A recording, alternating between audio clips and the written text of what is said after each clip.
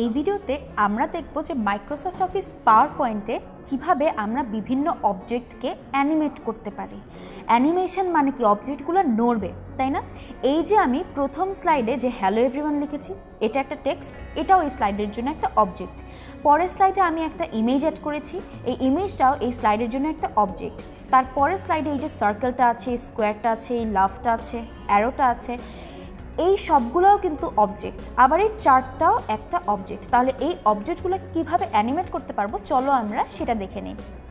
যেমন ধরো এই যে হ্যালো এভরিওয়ান, এই হ্যালো এভরিওয়ান এই টেক্সট বক্সটাকে আমি এখন অ্যানিমেট করতে চাই। তো আমি এই টেক্সট বক্সটাকে কীভাবে অ্যানিমেট করব বলো তো? আমি অ্যানিমেট করবার জন্য যাব হচ্ছে অ্যানিমেশন মেনুতে। অ্যানিমেশন মেনুতে দেখো তারা এখানে আমাকে বিভিন্ন অ্যানিমেশন দিয়ে দিয়েছে। তারা এখানে আমাকে অ্যাপিয়ার, ফেড, ফ্লাইন এই ধরনের বিভিন্ন অ্যানিমেশন দিচ্ছে। তো ধরো আমি এখানে যে অ্যানিমেশনটা চুজ করলাম সেটা হচ্ছে শেপ। তাহলে দেখো তারা এই হ্যালো এভরিওয়ান লেখাটাকে একটা ওভাল শেপ হয়ে আসছে। এখন শেপের অপশনে গিয়ে আমি যদি ডায়মন্ড সিলেক্ট করি তাহলে দেখো ডায়মন্ড শেপ করে এই লেখাটা অ্যাপিয়ার করবে। আবার ধরো আমি শেপ সিলেক্ট করলাম না, আমি সিলেক্ট করলাম হুইল, অর্থাৎ চাকা যেরকম ঘুরে ওইভাবে এই জিনিসটা অ্যাপিয়ার করলো। আমি সেটাকে চাইলে ইফেক্ট অপশনে যাব এবং ইফেক্ট অপশনে গিয়েও এই শেপ, এই অ্যানিমেশনের জন্য আমি বিভিন্ন ইফেক্ট কি করতে পারি বলো তো, সিলেক্ট করতে পারি। তাহলে ইফেক্ট অপশনে গিয়ে আমি এটার জন্য কি করলাম, একটা different type of effect select করলাম। তাহলে আমি দিলাম হুইল।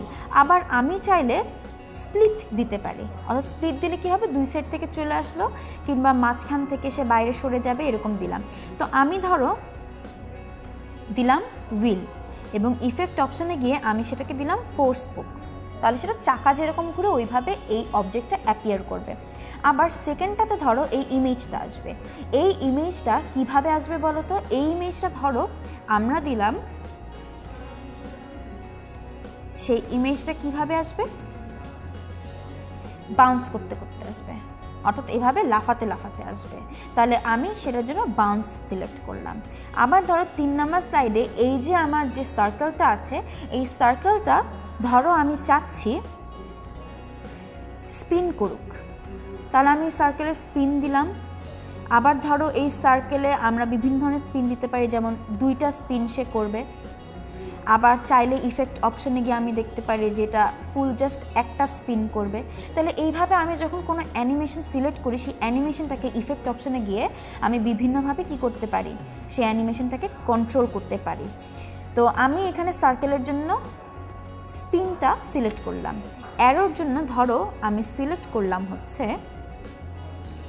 স্প্লিট। এখন এই স্প্লিট ইফেক্ট অপশনে ধরো আমি ভার্টিক্যাল আউট সিলেক্ট করলাম, তাহলে অ্যারোটাকে ইফেক্ট অপশনকে আমি অ্যানিমেট করলাম। আর ধরো এই যে আমার টেক্সট বক্সটা আছে, এই টেক্সট বক্সটার ফিল ধরো ভিতরে হোয়াইট হবে এবং এই টেক্সট বক্সটার আউটলাইন ধরো হবে পার্পল, এবং সেই আউটলাইনটা কি হবে বলো তো? সেই আউটলাইনটা মোটা হবে। শেপের ক্ষেত্রে আউটলাইনটা হবে পার্পল এবং শেপের ক্ষেত্রে আউটলাইনটা হবে মোটা। তাহলে এখন এটার মধ্যে আমি যদি কিছু লিখি, আই অ্যাম ফাইন, লেখাটা একটু উল্টো আসছে। কেন আসছে বলো তো? কারণ আমি টেক্সটের আউটলাইনটা বড় করেছি। টেক্সটে ধরো আমি নো আউটলাইন দিলাম, কিন্তু টেক্সট ফিল দিলাম ব্ল্যাক। এখন এই টেক্সটটাকে আমি হোম মেনুতে গিয়ে কি করতে পারবো বলো তো? বোল্ড করতে পারবো, সেটার সাইজটা বড় করতে পারবো, সেটার কালারটা চেঞ্জ করে ধরো আমি দিলাম ব্লু। তাহলে এটা আমি পেলাম কি বলো তো? আরেকটা বক্স। তো এই বক্সটাকে ধরো আমি এখন অ্যানিমেট করব। তো অ্যানিমেশনে গিয়ে এই বক্সটাতে ধরো আমি দিলাম এই বক্সটা ফ্লাই করে আসবে। ধরো আমি বললাম এই বক্সটা উপর থেকে ফ্লাই করে আসবে। তাহলে এভাবে সেই জিনিসটা আমাকে দেখাবে। খেয়াল করো এখানে 1, 2 এবং 3 নাম্বার দেওয়া, অর্থাৎ আমি কোনো একটা অবজেক্টকে যেভাবে অ্যানিমেট করছি তারা কোনটার পর কোনটাকে অ্যানিমেট করছি সেই সিকোয়েন্স অনুযায়ী আসবে। আমি যদি প্রথমে এটাতে অ্যানিমেশন অ্যাপ্লাই করি তাহলে এটা প্রথমে আসবে, সেকেন্ডে এটাতে অ্যানিমেশন অ্যাপ্লাই করি তাহলে এটা সেকেন্ডে আসবে, থার্ডে অ্যারোটাকে অ্যানিমেট করি তাহলে অ্যারোটা আমার থার্ডে আসবে বা লাস্টে আসবে।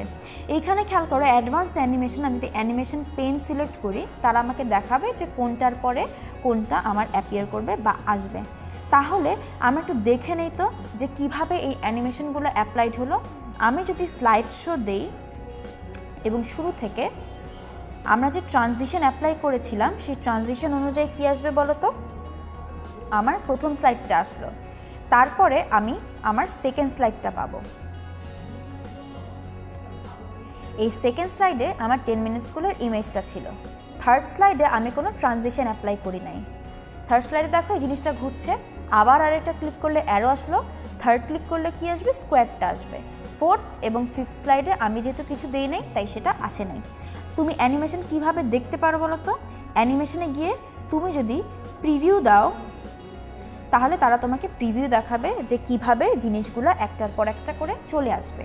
তাহলে আমরা এই ভিডিওতে দেখলাম যে কিভাবে মাইক্রোসফট অফিস পাওয়ার পয়েন্টে কোনো একটা অবজেক্টকে অ্যানিমেট করতে হয়।